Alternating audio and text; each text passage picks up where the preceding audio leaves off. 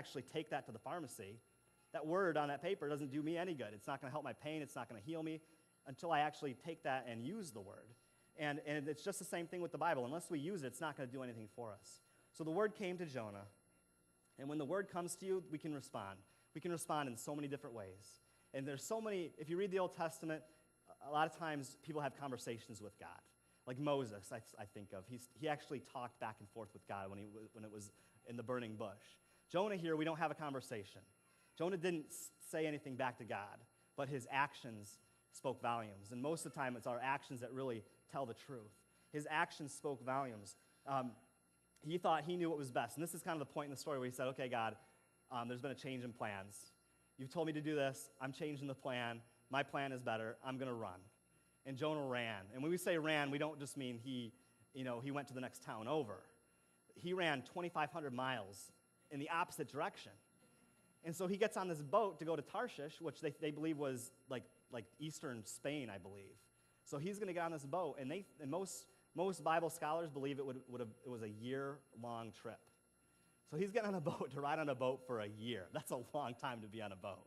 That's a long trip. He didn't just move to the next town. He took off and got out of there. He left the country, and that's he wanted to get away from where he was, and he thought he knew what was best for himself.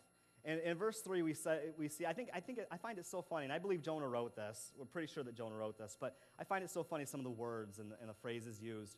In verse 3, it says that he paid the fare.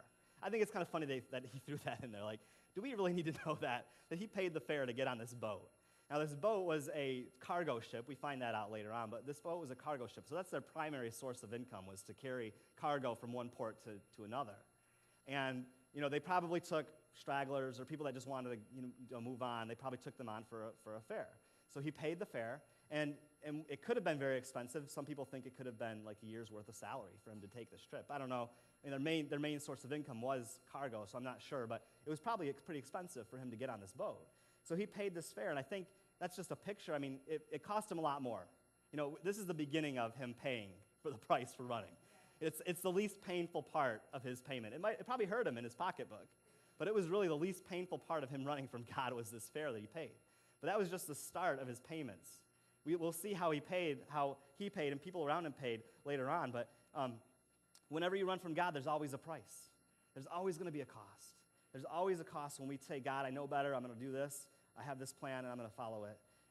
It also says in verse 3 that it says that he left God's presence. Now, if you read the story, the rest of the story, God definitely didn't leave Jonah. God was highly involved in what happened to him. But Jonah said, I don't want to. Basically, it's Jonah's decision to say, I'm leaving God's presence. I'm going to get out of there. I want to get rid of the guilt. I want to get rid of that feeling, and I'm going to leave God's presence. And sometimes, that's just the way Jonah responded. And I have to ask myself, what do I do when God speaks to me? What do you do when God speaks to you? There's so many different ways we can respond. Do we just say, God, I'm going to take you at your word? I don't know. As humans, sometimes I think that's probably the last choice we have. It's definitely one of the harder ones most of the time. But do we just take him at his word and follow him? Well, or do we run? Do we run from him? And we can run in many ways. We can run by, like I said, ignoring the voice, just saying, oh, that wasn't really God. Or we can ignore it by just saying, well, I don't think that's God's will for me. It's a commandment here, but I don't think today in 2007 it's really what God wants for me. But Jonah decided to run, and we see in number 2 that the waves came. The word came to Jonah. He took off. He ran. The waves came. In verse 4 in chapter 1, it says this, but the Lord sent. And we'll stop right there. But the Lord sent out. The Lord was in control. He sent out. It says that he sent out a great wind on the sea, and there was a mighty tempest on the sea, so that the ship was about to be broken up. So God, obviously, here we see God highly involved here. He set up this storm. And this storm, it can be interpreted hurricane. So basically, they're in the middle of a hurricane in the open sea. And that's like the last place you want to be as a sailor. And so they're in this hurricane, and God sent it. It says that God sent this wind. So God is involved here. We see God's involvement right off the bat here. Jonah says, I'm going to run. God says, I'm going to be involved here. So we're just going to go verse by verse here through the next few verses. In verse 5, it says, then the mariners were afraid, and every man cried out to his God, and threw the cargo that was in the ship in the sea to lighten the load. But Jonah had gone down into the lowest parts of the ship, had lain down, and was fast asleep. So the first part here, it says that these men started throwing their cargo overboard. Now these men, like I said, this was their livelihood. They're in the middle of this storm, and they're saying, we're going to just unload our cargo. This is how we're making our money, but we have to dump it in order to survive. So this is just a picture. These are the men that are closest to Jonah at this time. It's costing them. I mean, this isn't something that would have happened otherwise. But since Jonah was running, these men had to pay a price too. And just that way, when we run from God, the people closest to us and nearest to us pay a price. Sometimes I've heard it said that sometimes fathers, they'll be running from God, or parents will be running from God, and they'll say, God, I know I'm running, and that's just the way I'm going to live my life, and just don't let it affect my kids. That's not the case. It affects the people closest to you. When you hear God's voice and you deny it or you run from it, it affects those that are closest to you and close and around you. We see that here as they dump this cargo over their ship. It cost the people closest to Jonah. And it says in the last part of that verse that he was asleep. Now, I'm a pretty deep sleeper, but I don't know if I would sleep in this situation. You're in this boat that's being whipped around by a hurricane. Chances of being destroyed. Basically, it said it was going to be broken up.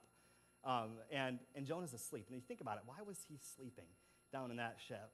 And I mean, it doesn't really say why, but I think, first of all, he was probably extremely exhausted from running, stressed out from running from God, just trying to reconcile that with himself. And he was probably in denial. Just like, okay, nothing's wrong. I'm going to go to sleep in the bottom of the ship, and that's going to be the end of it. But he was asleep. And starting in verse 6, this is what happened. So the captain came to him and said to him, what do you mean, sleeper? Arise, call on your God. Perhaps your God will consider us so that we may not perish. And they said to one another, come, let us cast lots, that we may know for whose cause this trouble has come upon us. So they cast lots, and the lot fell on Jonah. Then they said to him, please tell us, for whose cause is this trouble upon us? What is your occupation, and where do you come from? What is your country, and of what people are you? And I love Jonah's response here. So he said to them, I am a Hebrew, and I fear the Lord, the God of heaven, who made the sea and the dry land. Okay, we got to put that on hold right there. We're reading this story. Okay, Jonah's running from God. And these next two verses 9 and 10, convince me pretty much that Jonah wrote this book. But it says, I fear the Lord, and I worship this God that created everything. Well, we say, okay, well, Jonah, why are you running? Why are you telling them this? You're running from God. And I think so many times that's what we do. We're running from God. Well, I worship God. I come to church every Sunday. I do this. I do that. I follow the motions. But Jonah didn't fear the Lord. If he truly feared the Lord, he would have never been in this position. But in the next verse, verse 10, it says, then the men were exceedingly afraid and said to him, why have you done this? For the men knew that he fled from the presence of the Lord because he had told them. Now Jonah, like I said, I believe he wrote this. So he quotes himself saying, I fear the Lord, I worship God, the God and creator of everything. But in verse 10 it says that they knew he fled from the presence of the Lord because he had told them. So at least he's honest with these guys. He said, okay, I'm running from God. I don't know if it took coercion. Finally, he spilled his guts. But he didn't quote himself saying that he was fleeing from God. He just quoted himself saying, I fear the Lord and I worship him. And finally he comes out and he tells them, I am running from my God. And moving on to verse number 11, then they said to him, what shall we do to you that the sea may be calm for us? For the sea was growing more tempestuous. And he said to them, pick me up and throw me into the sea. Then the sea will become calm for you, for I know that this great tempest is because of me. Nevertheless, the men rowed hard to return to land, but they could not, for the sea continued to grow more tempestuous against them. I love this. I love these guys on the ship. We don't have any clue if they're Hebrew or not. I believe they were heathens. I don't know for sure. But Jonah said, just throw me overboard. Now, a typical crew on a ship, I think back in this day, probably a pretty rough crowd. I think if some guy said, just throw me overboard, I think they would have said, okay, you're out of here. And Jonah said, okay, if you throw me overboard, it'll calm the sea. Now, they might not have believed him. They might have been, yeah, right, that's what's going to happen. But, at least it's a chance that something's going to change. But they said, no, we're going to keep you on. We want you to survive. They're nice guys. I think we see some compassion here. They tried to get him. They tried to save his life. And I think that's God's providence right there. He put him on the right boat. I think a typical boat in that day, they would have just tossed him. And we see here that Jonah has lost his hope here. He's completely hopeless. He says, just throw me overboard. I'll just die in the ocean somewhere, in the sea somewhere. And he basically suicidal tendencies right here. Just throw me overboard. I'll die. I'm just going to die, and that'll be the end of it. And that's where running always ends. If we run until we're out of gas, it ends at a place of hopelessness. There's no more hope. And that's where Jonah was. And he said, just throw me overboard. Just end it. Let it